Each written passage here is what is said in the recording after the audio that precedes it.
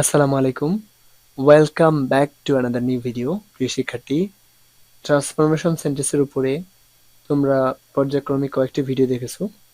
আজকের ভিডিওটি মূলত পার্ট 4 এর উপরে করা হয়েছে। চলো ভিডিওটি দেখি। প্রিয় শিক্ষার্থী, আজকের ভিডিওটি মূলত অ্যাসার্টিভ থেকে এক্সক্লামেটরি এর উপর বেস করে করা হয়েছে। তো এটাতে খুব ইম্পর্টেন্ট একটা জিনিস এবং এটাতে অলমোস্ট 2 থেকে 3টি প্রশ্ন হয়ে থাকে। দেখে নিব মূলত অ্যাসার্টিভ থেকে এক্সক্লামেটরি করতে গেলে আর এক্সক্লামেটরি সেন্টেন্স মূলত কয়ভাবে হতে পারে মনে রাখতে হবে। এক্সক্লামেটরি সেন্টেন্স কখনো হোয়াট দিয়ে হয়, কখনো হাউ দিয়ে হয় এবং কখনো দেখতে পাচ্ছি ইফ যুক্ত হতে পারে, হ্যাড দিয়ে হতে পারে, ইন্টারজেকশন দিয়ে হতে পারে।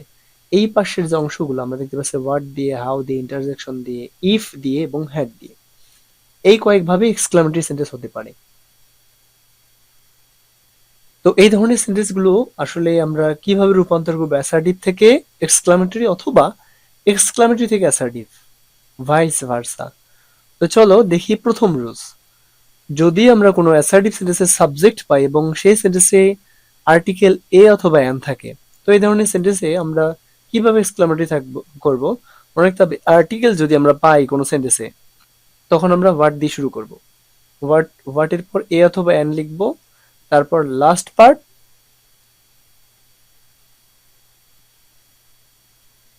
এবং এরপরে আমরা সাবজেক্ট দিব এবং তারপর অক্সিলারি ভার্ব দিব। এতটুকুই পরিবর্তন। যেমন it is a very charming scenery, আমরা দেখতে পাচ্ছি এই সেন্টেন্সটিতে এ রয়েছে, আর্টিকেল এ, তাহলে আমরা শুরু করবো হোয়াট দিয়ে। তাহলে হোয়াট এ, তারপরে চার্মিং সিনারি ইট ইজ। তাহলে কি হলো, ভেরি কোথায় গেল? মনে রাখতে হবে অ্যাসার্টিভ কে এক্সক্লামেটরি করতে গেলে ভেরি অথবা গ্রেট, এই যেখানে স্টার মার্ক করা আছে দেখো, ভেরি অথবা গ্রেট থাকলে এগুলো উঠে যায়, এটা থাকে না। এক্সক্লামেটরি করতে গেলে এটা উঠে যায়। আর ধর শি লুকস ভেরি নাইস, এটাতে কিন্তু আর্টিকেল নাই, মানে এ অথবা এন নাই।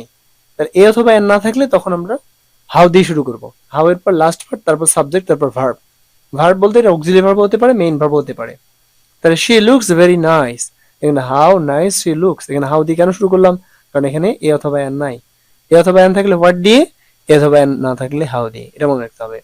এবং যদি আমরা কোনো সেন্টেন্সে it is a matter of joy, it is a matter of sorrow, it is a matter of regret অথবা শেম যে পাই, তো এটাতে ডিফারেন্ট ইন্টারজেকশন ব্যবহার করতে হবে। যেমন it is a matter of joy যখন থাকবে তখন hurrah, it is a matter of sorrow থাকলে alas, it is a matter of regret থাকলে সেম ওহ, তারপরে শেম থাকলে ফাই, তারপর ব্রাভো থাকলে, it is a matter of courage থাকলে আমরা লিখবো ব্রাভো। তো এই ধরনের ডিফারেন্ট ডিফারেন্ট ইন্টারজেকশন ব্যবহার করে আমরা অ্যাসার্টিভ থেকে এক্সক্লামেটরি রূপান্তর করতে পারি। দেখতে পাচ্ছি ইট is a matter of it is a matter of সরো আছে, তো আমরা that I have fail, it is a matter of সরো আছে, তার মানে এটার জন্য আমরা ওহ লিখবো, ওহ আই হ্যাভ ফেল। আবার it is a matter of joy that, এই দ্যাট পর্যন্ত উঠাই দিব এবং it is a matter of জয়ের জন্য লিখবো hurrah, hurrah we have won the game. এবং যদি কোনো সেন্টেন্সে সাবজেক্টের পর উইশ পাই আবার সাবজেক্টের পর ভার্ব পাই, তাহলে আমরা কি করব? এর জন্য ইফ দিয়ে শুরু করব এবং সাবজেক্ট লিখবো, ইফ লিখে সাবজেক্ট লিখে তারপরে অংশ লিখবো। যেমন I wish I were king, তাহলে প্রথম সাবজেক্ট এবং উইশের জন্য লিখবো ইফ এবং তারপর ইফ আই ওয়ার কিং।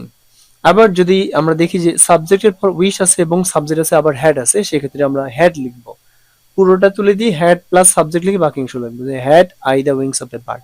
যেমন I wish I had the wings of a bird লিখবো had I the wings of a bird. প্রিয় শিক্ষার্থী, আজকে এ পর্যন্তই রইল।